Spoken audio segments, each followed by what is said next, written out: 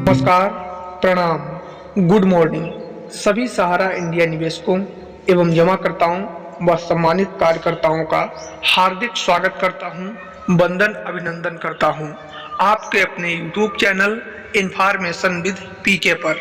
मैं हूं पिंकू कुमार प्रजापति और आप देख रहे हैं इन्फॉर्मेशन विद पीके।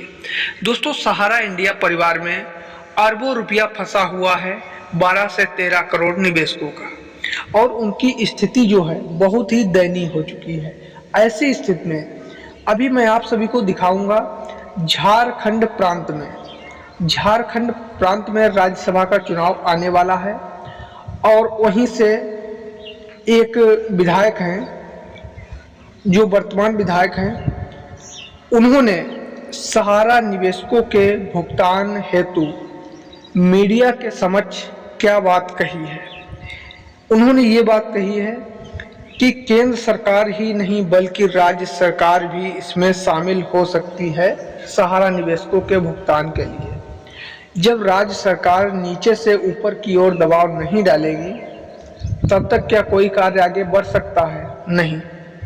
हर एक प्रांत में, हर एक स्टेट में निवेशकों का पैसा सहारा इंडिया परिवार में फंसा हुआ है और ये सभी राज्य सरकारें जो हैं अगर दबाव डालने लगी तो केंद्र सरकार बहुत ही जल्द पैसा दे सकती है। सभी निवेशकों का भुगतान के बारे में कोई मार्ग सुझाव दे सकती है। तो ऐसी स्थिति में हम आप सभी को थोड़ा एक वीडियो क्लिप दिखाना चाहेंगे। तो चैनल पर वीडियो पहली बार देख रहे हो तो चैनल को कर लीजिएगा सब्सक्राइब और वीडियो को कर दीजिएगा लाइक।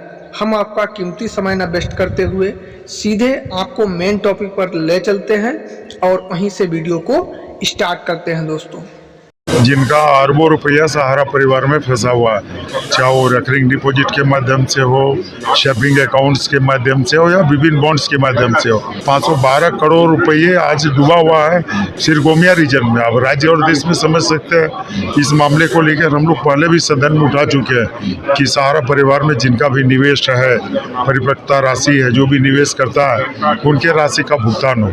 केंद्र सरकार से ये मांग कर रहे हैं क्योंकि अधिकतर जिम्मेदारी उन पर ही है। निश्चित रूप से केंद्र सरकार, राज्य सरकार भी अपनी जिम्मेवारी से भाग नहीं सकती है। ये राज्य का विषय है, राज्य की जनता है, राज्य की जनता का अरबों रुपया फंसा हुआ है और ऐसी स्थिति में राज्य सरकार चुपचाप सो नहीं सकती है। इस बार आप लोग चुनावी मैदान में जाएंगे, आप लोग का प्रमुख मुद्दा क्या होगा सर? अगर उंगली पे करें अगर मुद्दों की बात करेंगे तो वर्तमान सरकार की वो कौन सी दो बड़ी खामियां हैं जो आपको लगती है कि आप लोग जनता के बीच जाकर रखेंगे? देखिए, राज्य सरकार की जो बात करें तो राज्य सरकार जिन चुनावी घोषणाओं को लेकर सरकार बनाई वर्तमान सरकार ने, आप उन चुनावी घोषणाओं में आप एक भी घोषणा को पूरा करने का काम नहीं किए। आप उदाहरण के लिए बात करें तो ये सरकार 1932 खतियान आधारित न तो 1932 खतियान के आधार पर न तो स्थानीय नीति बना न तो नियोजन नीति बना। ये सरकार का था कि हम अपनी पहली कैबिनेट में ओबीसी को आरक्षण देने का काम करेंगे। ओबीसी को 27% आरक्षण देने का काम आज भी जमीन पर नहीं उतरती। राज्य सरकार केंद्र के स्तर पर पहल करे, आरबीआई के स्तर पर पहल करे तो ये कोई भी सरकार अपनी जनता के जवाबदेही से भाग नहीं सकती है। यहाँ की जनता का अरबों रुपया डूबा हुआ, राज्य सरकार आंख बंद करके चुपचाप सो नहीं सकती है। सरकार को भी ध्यान में लाना चाहिए, संज्ञान में लाना चाहिए और कैसे भुगतान हो इस दिशा में राज्य सरकार भी पहल करे। महतो जी, ये जो सहारा वालों का मसला हो गया, सुदेश महतो जी की मुलाकात हुई केंद्रीय आला कमान से, क्या कुछ बातचीत हुई? इस बीच खबर ये भी आ गई कि संगठन महामंत्री ने जयराम महतो को ऑफर किया है, इस पे क्या कुछ कहेंगे आप? देखिए, कई तरह की बातें मीडिया में आते हैं, मीडिया के बातों में हम लोगों को जब जाना नहीं है। अभी कोई ठोस बैठक, ठोस बात, ठोस वार्ता, इसके लिए इंतजार करना है कि क्या निर्णय होती है। वो क्योंकि हम लोग एनडीए गठबंधन के पार्ट है तो एनडीए की जो टॉप लेवल के जो कमेटी है ये बैठ के सही निर्णय होगा, समय का इंतजार करना है। मुदर जी, लेकिन खबर ये है कि 7 से 8 दिनों में भाजपा अपने 40 प्रत्याशियों का ऐलान करने वाली है। अगर वो 40 प्रत्याशियों का ऐलान करने वाली है तो अब तक तो सीट शेयरिंग को लेकर बात बन जानी चाहिए थी। नहीं, निश्चित रूप से सब समय के अनुसार सब चीज हो जाएगा। सीट शेयरिंग भी होगा और सीटों की घोषणा भी होगी, समय का इंतजार करना है। अगला सवाल ये होगा कि जेडीयू की भी एंट्री हो रही रही है एनडीए फोल्डर में, वो दावा कर रहे हैं कि हम तो चुनाव लड़ेंगे ही एनडीए फोल्डर से। क्या इसको लेकर के आपकी टिप्पणी होगी जब जेडीयू की एंट्री की बात हो रही है? अगर उनकी एंट्री होती है तो ऑब्वियसली है कि आप लोग का थोड़ा दावेदारी कम हो जाएगा।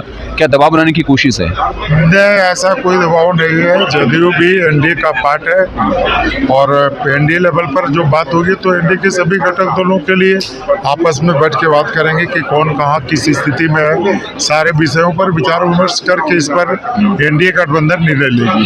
इस बार आप लोग चुनावी मैदान में जाएंगे, आप लोग का प्रमुख मुद्दा क्या होगा सर? अगर उंगली पे करें अगर मुद्दों की बात करेंगे तो वर्तमान सरकार की वो कौन सी दो बड़ी खामियां हैं जो आपको लगती है कि आप लोग जनता के बीच जाकर रखेंगे? देखिए, राज्य सरकार की जो बात कर रहे हैं तो राज्य सरकार जिन चुनावी घोषणाओं को लेकर सरकार बनाई वर्तमान सरकार ने, आप उन चुनावी घोषणाओं में आप एक भी घोषणा को पूरा करने का काम नहीं किए। आप सहारा बंधु, जैसा कि आप लोगों ने इस वीडियो क्लिप को देखा होगा, इस सहारा इंडिया कंपनी में अरबों रुपया निवेशकों का भाई फंसा हुआ है। ये पैसा अगर केंद्र सरकार और राज्य सरकार नहीं दिलवाएगी तो इसका आखिर जिम्मेदार कौन होगा? जब हम लोग देश के नागरिक हैं, चुनाव के समक्ष हम लोगों को तलाश की जाती है, हाथ जोड़ते हैं, पैर पड़ते हैं, और तो और हमने देखा है अपने क्षेत्र में ही, सोशल मीडिया के माध्यम से भी आप लोगों ने भी देखा होगा, जब चुनाव नज़दीक आता है तो नेतागण मतदाता के पास जाते हैं। मतदाता अगर काम में लगा हुआ होता है तो उसका काम करने के लिए भी मजबूर हो जाते हैं, केवल और केवल दिखावा के लिए। फिर बेचारे न कोई किसान को देखता है, न कोई मजदूर वर्ग को देखता है, केवल और चुनाव के समक्ष। उसके बाद में नहीं। वही हालत है अपने देश के निवेशकों की। जब चुनाव नज़दीक आया तो इन लोगों ने वादा कर दिया, अमित शाह जी ने कई वादे किए कि इस बार नरेंद्र मोदी सरकार 85,000 करोड़ रुपए से मोदी सरकार निवेशकों का भुगतान करेगी, सभी कोऑपरेटिव सोसाइटियों का। अब वो दिन कहाँ गए, वो बातें कहाँ गई? अभी ज़्यादा कुछ समय नहीं गुजरा, मात्र 2 महीने 3 महीने पीछे की बात है।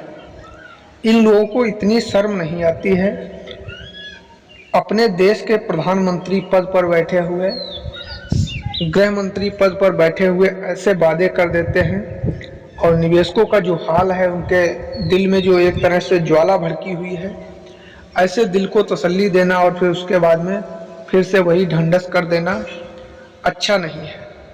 क्योंकि वक्त सबका बदलता है। आज इनकी सरकारें हैं तो कभी ये गिर गए तो फिर उठने वाले नहीं रहेंगे। सब जनता के हाथ में है, बस वक्त की बात है। तो यही सब हम आप सभी को दिखाने के लिए आए हुए थे। वीडियो कैसा लगा नीचे कमेंट सेक्शन में ज़रूर लिखें। मिलते हैं फिर नेक्स्ट नए वीडियो में, तब तक के लिए जय हिंद।